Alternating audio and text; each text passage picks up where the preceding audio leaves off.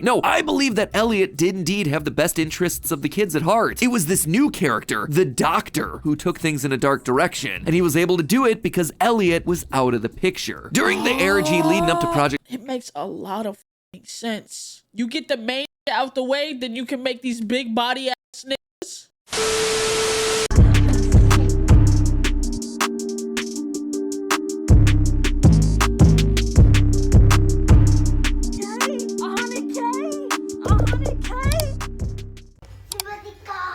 This is game theory. You are not the hero of Poppy Playtime. Project Playtime.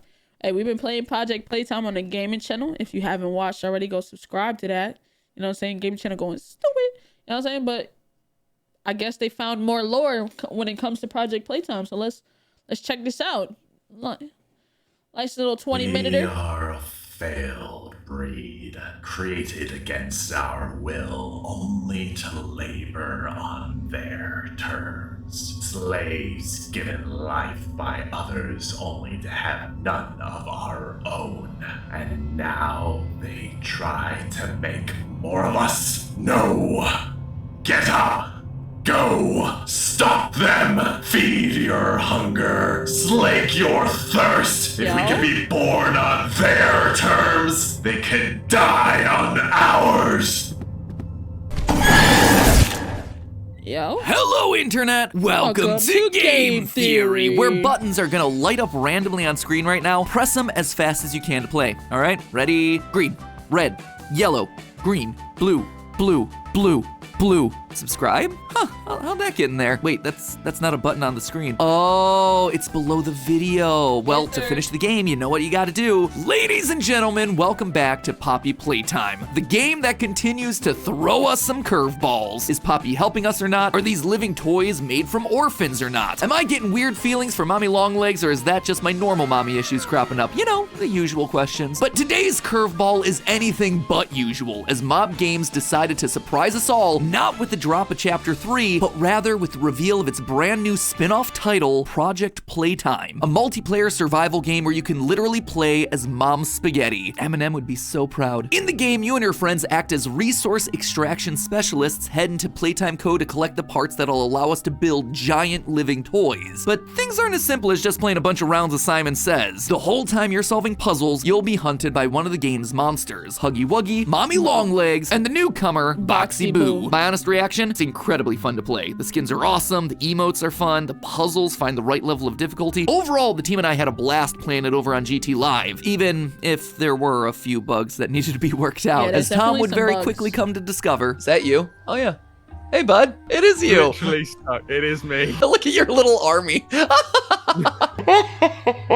Oh no, you can still hit me. Oh, don't worry about him though. Tom would make sure he had his revenge in the next round. Uh-oh. No! I have a toy part! Tom! No! I got a toy part! Come on, Tom! Come on, Tom! I had a toy part! Boo, Tom! Everyone, let's all collect. Boo! Everyone, boo Tom in the comments! Boo! Like I said, it's a really fun game. But of course, we don't care about whether something is fun or not on this channel. We are here for one thing and one thing only. The lore! The lore, baby. And just like with the gameplay, Mob Games delivered big time here. When you first boot up the game, you're thrown into a tutorial which is full of this stuff. Lore drops left and right. And then when you've played the game enough, you'll also unlock a lore-filled VHS tape, which means it's time for us to head back into the...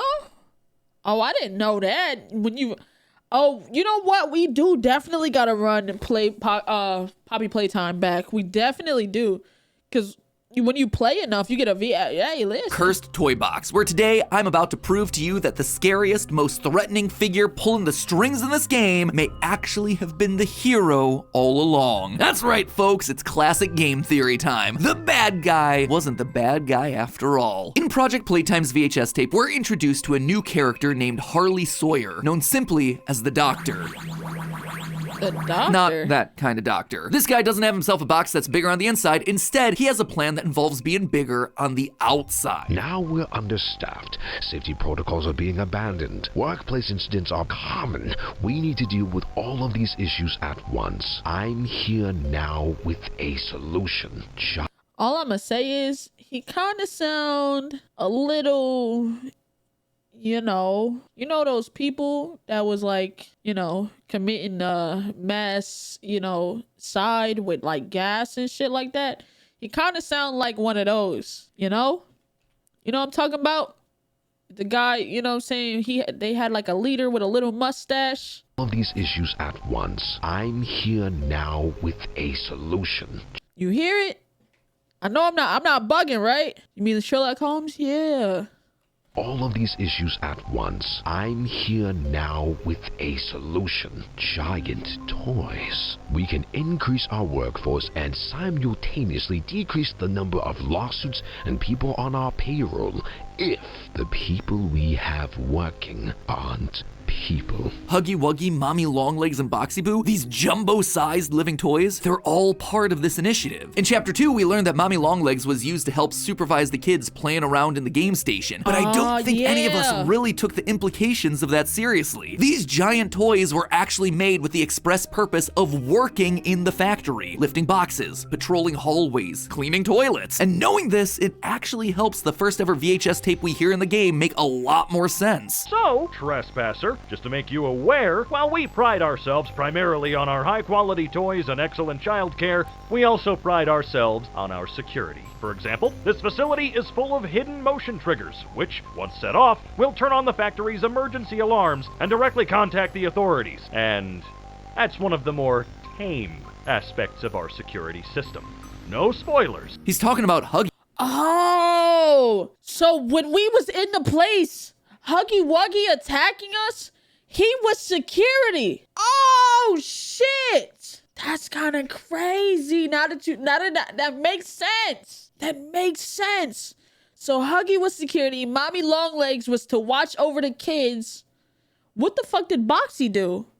Huggy is literally the factory security. Step aside, Fritz Smith. There's a new night guard in town, and he is tall and blue and fuzzy. Bro was just doing his job. Bro, he really was. He was just doing his fucking job and got blown to smithereens. For the first time in the series, we have confirmation as to why these toys actually came into being. So the next question is when. As we start to piece together a timeline of events for the factory, be helpful to know when this initiative started. Well, Project Playtime actually gives us a lot of information on that. Boxy Boo's description tells us that he was based on a toy from 1966. Huggy Wuggy's description is similar, telling us that the giant monster was based on a toy created back in 1984. But Mommy Longlegs' description actually works a bit differently. You see, it makes it clear that in her case, the toy didn't come first. Instead, the giant mommy that we saw throughout Chapter 2 was created in 1991 in an effort to use the company's new elastic plastic, and eventually she became, quote, so popular that Playtime Co. created a toy out of her and took it to market. That tells us that the Bigger Bodies initiative had to have started prior to her creation in or before 1991. And considering that she's experiment 1222 and that Huggy was 1170, it had to have been significantly earlier than that, probably around 1990. And that's not all the timeline information that we get here. For more, we turn our attention to the Project Playtime ARG. That's right, Mob Games heard my cries for more interesting clues. I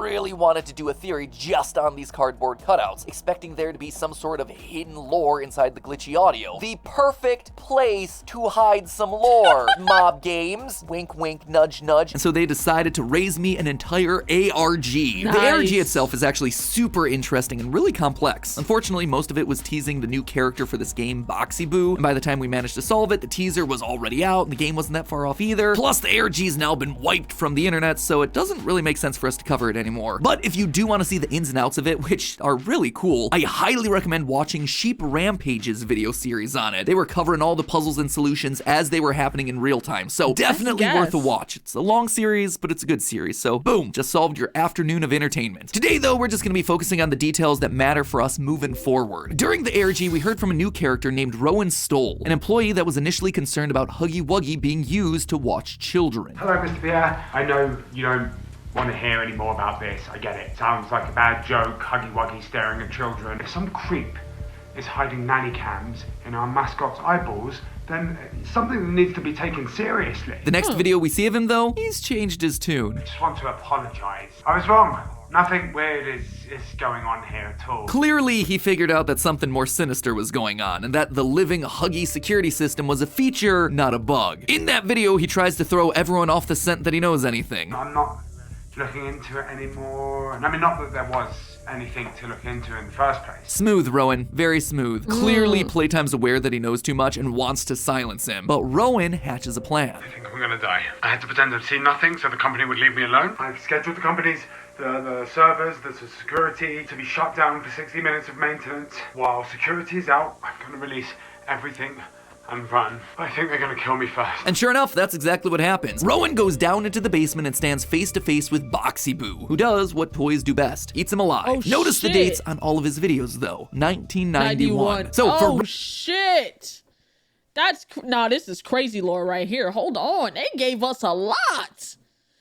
Damn. Rowan to have seen a giant Huggy watching children and then get eaten by a giant Boxy Boo, it means the Bigger Bodies program was up and operational by March 30th, 1991. We can also add to the timeline when Project Playtime itself takes place. In Project Playtime, one of the toys that we're tasked with assembling is a large-scale boogie bot based on the game's NFTs.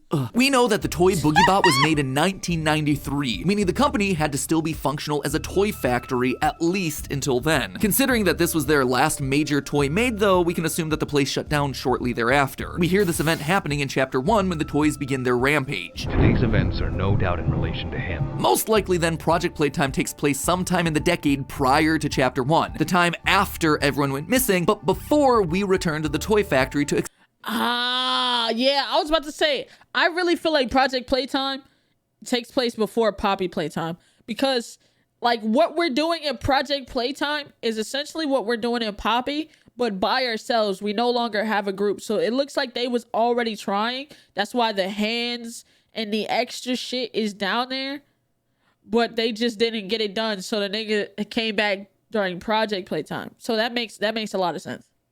Explore its mysteries. Playtime Co. needed specialists to go into the factory on their behalf to allow them to continue the Bigger Bodies initiative, despite the monsters that are now roaming the hallways freely. But what's interesting is that up until now, we've assumed that these monsters are being driven purely by their hunger, but Project Playtime reveals that that's not the case. They are trying to build more toys, more like you. It has to be stopped.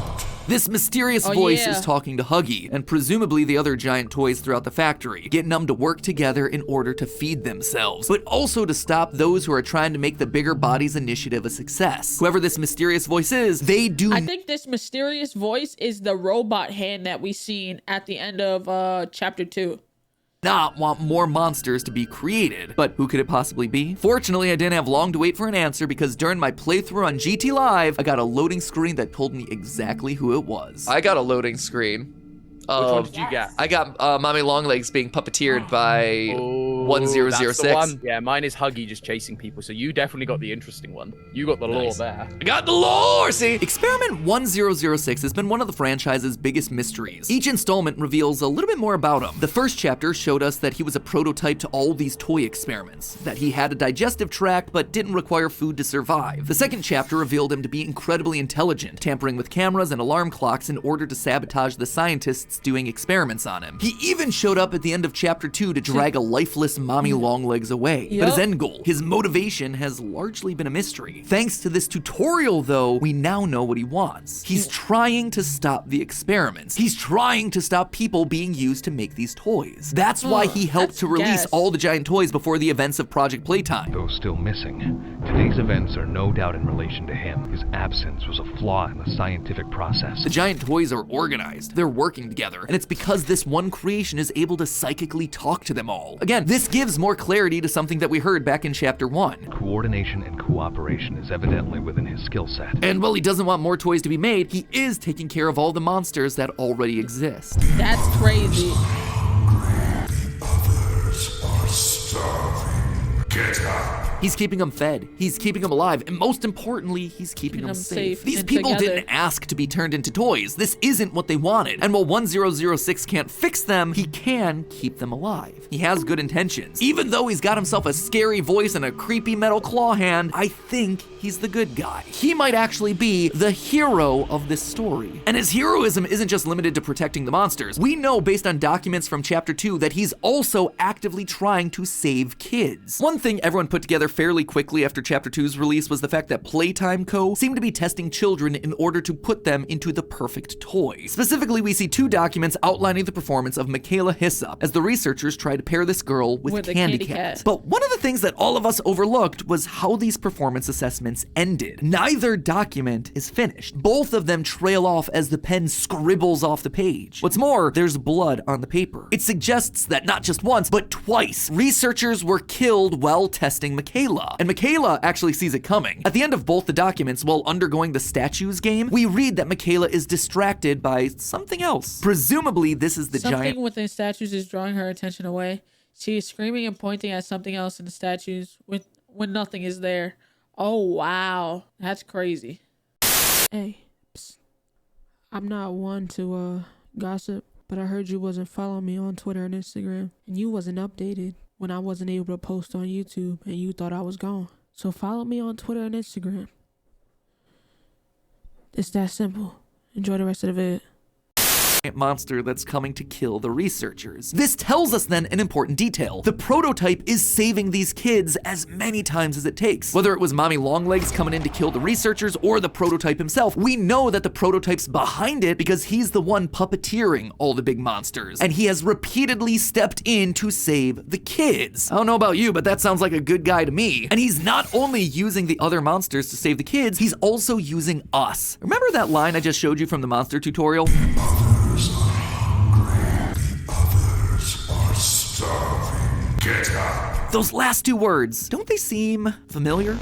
Yep, the death messages from both chapters almost always end with those exact words, get up, which then results in us respawning. Up until now, we've been under the impression that two people have been speaking to us through these death screens. The lowercase words that are far more motivating, like we're almost there, or it's not over, being from Poppy, trying to get us to find her at the end of every chapter. And the second, uppercase words like innovation is key, thank you science, or he's loose, this is an emergency lockdown, being from either Elliot Ludwig or a scientist that was working on the project. But now, I don't think that's the case. Yes, there are two tones of messages, but almost all of them end with the exact same two words, get up. I think this is experiment 1006 trying to communicate with us. More lives are at risk than just yours. He's trying to get us to help the trapped souls inside the factory, the ones that he himself has spent so long protecting. Why is it speaking to us in two different voices? Simple reason could be that some of his lines are just him repeating back all the things he heard when he was first created. The prototype has saved us, isn't he wonderful? But there's actually another explanation. Think back to the end of chapter 2. What have you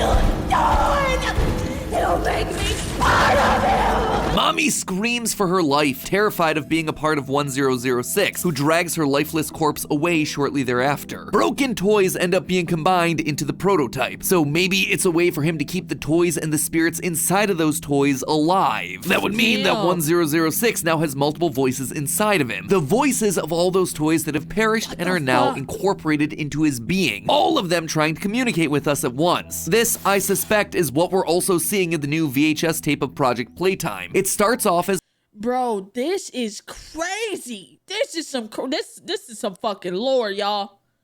This is some fucking lore. Normal text, but then switches to capital letters. Again, two very different tones present here. Near the end, we see the line, the bigger body's initiative will fail, which not only lines up with the motivations for 1006 that we've just discussed, but it also matches the exact words on the game's Steam page, except over there, it's written in a glitchy text. Now, while glitchy text doesn't necessarily prove that it's 1006, we have seen those death screens in the past use codes and corrupted text before. And a robotic monster trying to communicate in every way possible, ending up with text that appears glitchy, fits pretty nicely. Plus, there are also some frame-perfect messages in there that appear in the static of the VHS. One that says, save us, and another that says, a pawn and a sacrifice. Again, hidden messages, other voices, all trying to break through. But while I'm certainly excited to see what the prototype pulls out for us in future updates and what his role in the story is going to be going forward, there's still one major question here. Who is 1006? All the giant toys that we've met thus far have been made from people. Mommy Longlegs even got a name, Marie pain. So if 1006 is the prototype, the one experiment that paved the way for all the others, then surely he too has to be made from someone. In our previous theories, we came to the conclusion that orphans were being used to create these monsters. They were tested in the game station, and if they were considered fit for purpose, they would get on the train and be sent to play care, where they'd be experimented on and eventually turned into toys. So was experiment 1006 just an orphan? A random child that's now after revenge? A vengeful spirit, if you will? As much as I'd love to dunk on Poppy for riffing on another piece of FNAF lore, I don't actually think that's the case here. 1006 is incredibly intelligent, able to take control of the other toys, manipulate and trick the scientists in the toy factory, while later experiments like Huggy were described as obedient. These later experiments were made from children who could be trained and molded into what they needed to be, but the prototype was different. He was an adult, one we've gotten to know a lot about in recent chapters. I propose that 1006 is none other than the founder of the company, Elliot Ludwig. Now, I'm not the first theorist to suggest. What? Huh. It makes, I need to know why you think this. It makes sense. You said, hold on, let him cook. Hey, it makes sense. I need to see.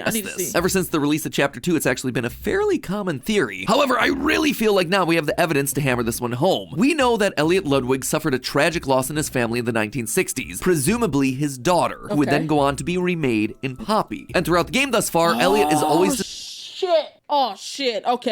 Okay, the daughter was made into described Poppy. as a family man at heart, and he's always giving credit for his business to the children. Now, call me cynical, and maybe I've played just one too many indie horror games at this point, but I see stuff like that, and I immediately think, oh, this guy's shady. He's clearly killing the kids. But nothing he ever says or does is outright evil, or mean to children in any way. Instead, it's trying to benefit children. Throughout the toy factory, we see posters pushing employees to adopt and foster orphan children. And while, again, my knee-jerk reaction is this guy is clearly using these orphan kids to make living toys, I don't think it started that way. If it did, he wouldn't be outright encouraging employees to adopt and foster children like we see in the posters. That would be taking test subjects, potential living toys, away from the factory. No, I believe that Elliot did indeed have the best interests of the kids at heart. It was this new character, the Doctor, who took things in a dark direction, and he was able to do it because Elliot was out of the picture. During the ARG leading up to Project... It makes a lot of fucking sense. You get the main nigga out the way, then you can make these big body ass niggas. Like you, bro. Damn.